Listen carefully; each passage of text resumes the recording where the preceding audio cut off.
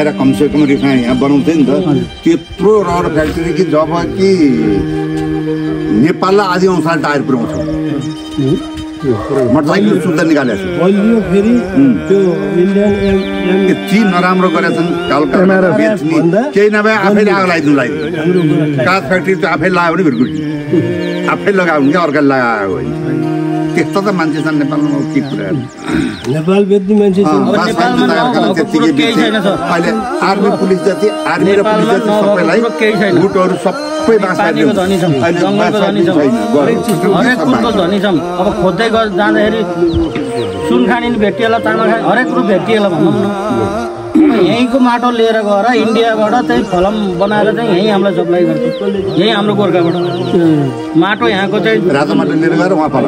गएर फलम बनाएर त्यही फलम हामीले लिनु पऱ्यो वास्तवमै अब एउटा हामी खोज कार्यक्रममा जाँदै गर्दाखेरि चाहिँ हामीले यस्तो पनि तथ्यहरू भेट्यौँ नेपालमा 3 करोड नेपाली जनता छन् भने नेपाली जनताले काम गर्नै पर्दैन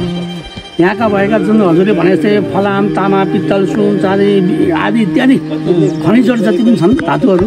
ती सबैलाई उत्पादन गरेर यसलाई चाहिँ निर्यात गर्न सक्यो भने त उल्टा भत्ता पाउने रहेछ नि त नेपाली जनता 50,000 निर्यात गर्न सक्ने हो भने त तपाईँको ग्यासै हामीले अब तपाईँको ग्यास खानी खोलेको एक दिनमा निक्लिएको ग्यासले 1 वर्षलाई पुग्छ नेपाल सबै निर्यात गर्न यही दमौलीमा जस्तो आफ्नो घरमा खाना खाएर चाहिँ तपाईँको चाहिँ त्यो नदीमा खोलामा गएर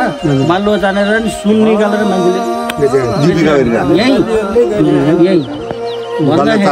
सुन निकालेर जीविका आर्जन गरिरहेको भन्दाखेरि नभएको कुरो केही छैन नेपालमा तर गभर्मेन्टले चाहिँ हेर्नु पर्यो देख्नु पर्यो अब काहीँ केही भयो भने इन्डियाले चाहिँ यो हाम्रो त्यहाँ काँडेबाज लगाइदियो यहीँ खाने निस्क्यो भने काँडेबाज लगाइहाल्छ आएर लगाइहाल्छ केही कुरो निक्लियोस्